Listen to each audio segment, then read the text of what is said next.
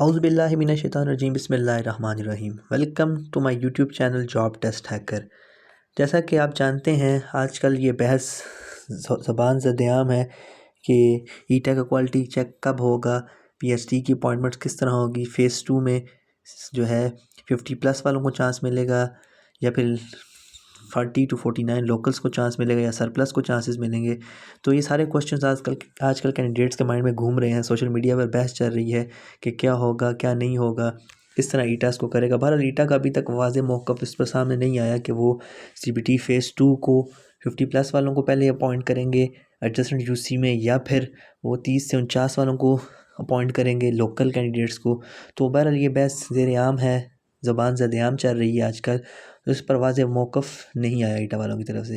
बहरहाल मैं आपके लिए ये रूल लेके आया हूँ जिसमें खैबर पख्तूनख्वा में जितने भी टीचर अपॉइंट होते हैं एसएसटी पीएचडीज़, उनके अपॉइंटमेंट किस तरह होंगे, पोस्टिंग कैसी होगी, ट्रांसफ़र कैसी होगी। तो इस सेक्शन नंबर 3 जो है वो हमारे काम का है, appointment posting and transfer of primary school teacher, कि कैसे प्राइमरी स्कूल टीचर की अपॉइंटमेंट होती है, कैसे उनकी पोस्टिंग होती है और कैसे उनकी ट्रांसफ़र की जाती है। ये रूल नंबर 3 को हम ज़रा डिटेल से पढ़ेंगे तो फिर शायद आपके काफ़ी सवालों के जवाब आपको मिल जाएंगे। तो इस रूल नंबर 3 के अकॉर्डिंग हम रूल नंबर 3 को ही देखते हैं। ये आप देख सकते हैं, appointment posting and transfer of primary school teacher. तो इसका जो पहली शिक है वो कहती है, the vacancy of primary school teacher shall be filled in from the candidates belonging to the union council of their permanent residence mentioned in their computerized identity card and domicile on merit list, and if no eligible candidate in that union council is available where the school is situated, such appointment shall be made on the merit from eligible candidates belonging to adjacent union council। पहली शिक में ये कहता है कि union council के अंदर जो उम्मीदवारान होंगे, पहला चांस उनका है, उनको अपॉइंट किया जाए अगर वो मेरिट पे आएँ, अगर वो मेरिट पर आएँ। अब देखें यहाँ से हमें ये समझ आ रही है, अगर वो मेरिट पर आएँ तो उनका चांस बनता है, अगर वो मेरिट पर ना आए, कोई एलिजिबल कैंडिडेट ना हो यूनियन कौंसिल में, तो फिर किसी एडजेसेंट यूनियन कौंसिल से हम कैंडिडेट्स को उधर ला सकते हैं। तो अब सवाल इसमें ये उठता है कि यूनियन कौंसिल में मेरिट पे अगर ना आए तो एडजेसेंट से ला सकते हैं, लेकिन अभी तक हमें ये क्लियर नहीं है कि ईटा का मेरिट क्या है, आया कि वो 30 से लेकर 49 वालों को भी वो कंसिडर करेंगे लोकल के केस में, या फिर पहले 50+ वालों को कंसिडर करके एडजेसेंट में अपॉइंट करेंगे। इसमें ये बात क्लियर नहीं है, लेकिन रूल में ये मेंशन है कि अगर कोई एलिजिबल कैंडिडेट नहीं होगा तो तब उसको अपॉइंट किया जाएगा, अदरवाइज़ मेरिट पे अगर यूनियन कौंसिल में लोग हुए तो उन्हीं को अपॉइंट किया जाएगा।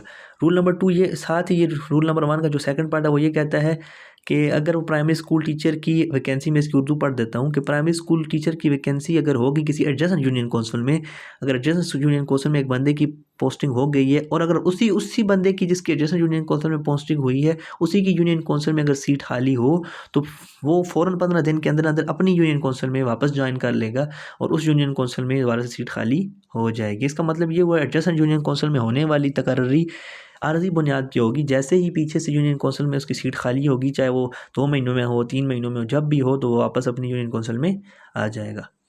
तो इसकी शिक नंबर 2 है कि जब किसी लड़की की शादी हो जाए तो वो अपनी ट्रांसफ़र करवा सकते हैं, जहाँ पे उसका स्पाउस हस्बैंड वगैरह होंगे तो वहाँ आ सकते हैं। पर ये आपके काम की बात नहीं है, आपके काम की बात जो थी वो पहली वाली ही थी। अब ईटा ने, ये गवर्नमेंट ने ये फैसला करना है कि वो पहले आया कि 50+ सीबीटी फ़ेज़ 2 वालों को सिर्फ बुलाते हैं, ठीक है, क्वालिटी चेक के लिए, और उनकी मेरिट लिस्टें लगा के उनको जो है यूनियन कौंसिल्स में, अपनी यूनियन कौंसिल में, या फिर जो उनकी एडजेसेंट यूनियन कौंसिल है उनमें उनको अप्लाई करते हैं।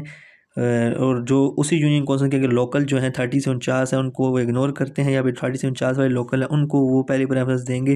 बहरहाल इस शिक में ये लिखा है कि अगर उम्मीदवार यूनियन कौंसिल में हो तो एडजेसेंट से आप अप्लाई नहीं कर सकते, अगर उम्मीदवार मेरिट पे आ रहा हो, तो ये इनके रूल में तो ये लिखा है। बहरहाल आप इस तरह की मज़ीद और वीडियो देखना चाहते हैं तो हमारे चैनल के साथ जुड़े रहें। इंशाल्लाह हम आपको बताएंगे साथ साथ अपडेट्स जो भी ईटा की आएंगी, क्वालिटी चेक कब हो रहा है, कौन से डॉक्यूमेंट्स रिक्वायर्ड हैं, ठीक है। तो हमारे चैनल को लाइक करें, शेयर करें, सब्सक्राइब करें और कमेंट करें। जो भी आपका क्वेश्चन हो आप कमेंट में पूछ लें, तो मैं कोशिश करूँगा आपको उसका जवाब दूँ। शुक्रिया।